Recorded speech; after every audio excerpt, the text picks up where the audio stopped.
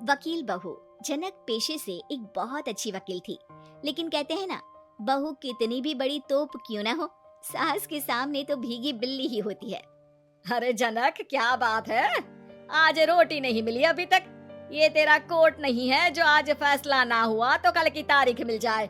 रोटी तो रोज वक्त में चाहिए। हाँ माँ जी, रोटी तो कब की बन गई, मैंने आपको कहा तो खाना खाने के लिए, आपने शायद सुना नहीं होगा।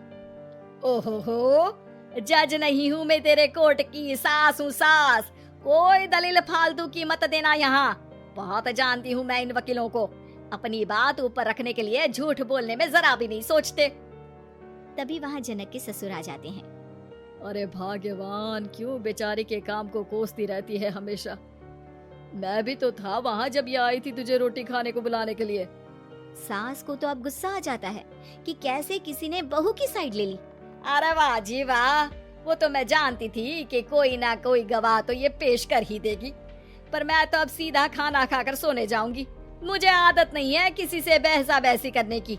पता नहीं कैसे ये वकील इतना दिमाग लगाकर खुद तो झूठ बोलते ही हैं, साथ में झूठे गवाह भी ले आते हैं। जनक को सास के ताने सुनने की अब आदत सी पड़ जाती।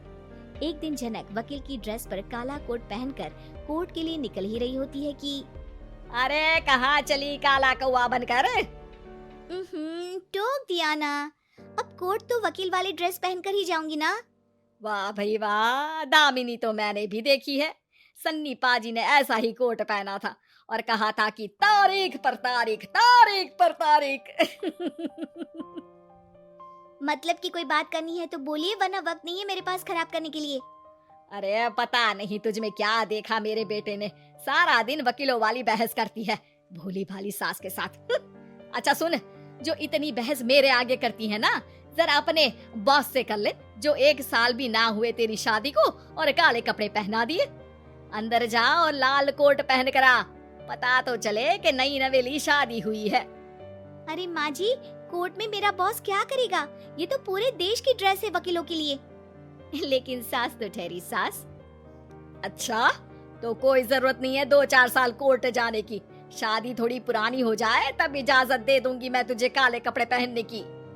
अब क्या था, मन मारकर जनक को लाल रंग का कोट पहनकर कोर्ट जाना पड़ता है। उसके जाने के बाद आहा, बढ़िया आई पूरे देश की ड्रेस की बात करने वाली। अरे पहना दिया ना लाल कोट। अब सास आए दिन या तो जनक को उसके काम का ताना देती या फिर उसका काम छुड़वा देने की धमकी।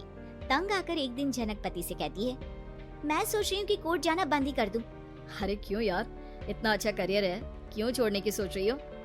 अरे लाल रंग का कोट पहनकर जाना पड़ता है, हर बात पर सास ताना देती है कि वकील तेज होते हैं, सवाल जवाब करते हैं, झूठी दलीलें देते हैं।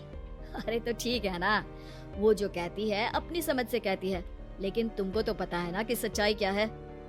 जनक को पति की बात से हौसला मिलता है कि तभी घर पर कुछ लोग आ जाते हैं। अरे आइए पंच साहब, कैसे आना हुआ? अरे भाई साहब, सुना है कि आपकी बहू वकील है। तभी वहाँ सास आ जाती है।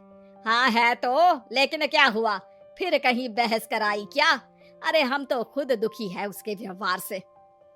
अरे भाभी जी, आपको तो पूरा मोहल्ला जानता है कि आप कितना बोलती है। फिर हम यहाँ बहू रानी की कोई शिकायत नहीं, बल्कि अपनी परेशानी लेकर आए हैं। ससुर जी खुश हो जाते हैं। हाँ हाँ, मैं अभी बहू को बुलाता हूँ।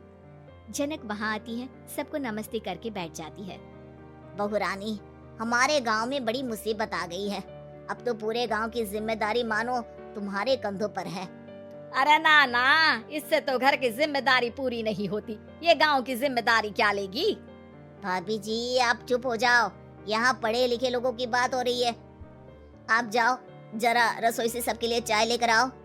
मैं कॉफी लूंगी। हाँ हाँ, वकील साहिबा के लिए कॉफी।